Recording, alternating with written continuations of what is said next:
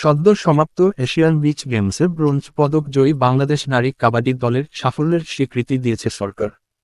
এই অর্জনের জন্য দলের খেলোয়াড় ও কোচিং স্টাফদের প্রত্যেককে জাতীয় ক্রীড়া পরিষদের এনএসসি পক্ষ থেকে 1 লাখ টাকা করে আর্থিক পুরস্কার প্রদান করা হয়েছে। আজ বিমানবাহিনীর ফ্যালকন হলে আয়োজিত এক অনুষ্ঠানে সফল নারী কাবাডি এবং হকি দলের খেলোয়াড়দের হাতে সর্বমোট অর্ধ কোটি টাকার আর্থিক পুরস্কার তুলে দেন যুব ও ক্রীড়া প্রতিমন্ত্রী আমিনুল হক। আন্তর্জাতিক মঞ্চে লাল সবুজের পতাকা উজ্জ্বল করায় কাবাডি কন্যাদের অভিনন্দন জানিয়ে যুব ও ক্রীড়া প্রতিমন্ত্রী বলেন, তৃণমূল থেকে নতুন প্রতিভা তুলে এনে দেশের ঐতিহ্যবাহী খেলা কাবাডিকে আরও এগিয়ে নিতে সরকার আন্তরিকভাবে কাজ করছে।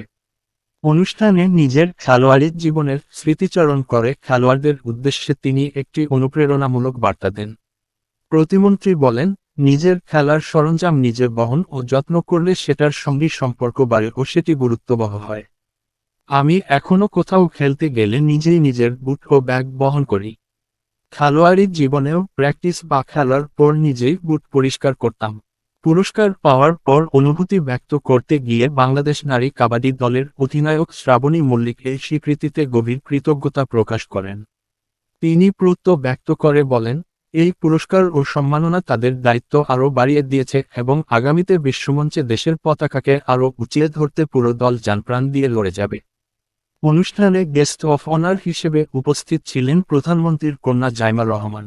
আরও উপস্থিত ছিলেন যুব ও ক্রীড়া মন্ত্রণালয়ের সচিব মোহাম্মদ মাহবুবুল আলম, বাংলাদেশ কাবাডি ফেডারেশনের সহ সভাপতি ও IGP prison brigadier general Syed Mohammad Motaher Hossain এবং কাবাডি ফেডারেশনের সাধারণ সম্পাদক এস.এম. নেওয়াজ সোহাগ অনুষ্ঠানে উপস্থিত থেকে কাবাডি খেলোয়াড়দের উৎসাহিত করেন। অনুষ্ঠানে হকি ফেডারেশনের সভাপতি ও বিমানবাহিনী প্রধান air chief marshal Hasan Mahmud Khan সহ ক্রীড়া পরিদপ্তরের ঊর্ধ্বতন কর্মকর্তারা উপস্থিত ছিলেন। ক্রীড়া সংশ্লিষ্টরা মনে করছেন, সরকারের পক্ষ থেকে এমন তাৎক্ষণিক আর্থিক প্রণোদনা দেশের নারী কাবাডিকে আরও এক ধাপ এগিয়ে নিতে এবং ভবিষ্যতে আন্তর্জাতিক অঙ্গনে আরও বড় সাফল্য বয়ে আনতে খেলোয়াড়দের বিশেষভাবে অনুপ্রাণিত করবে।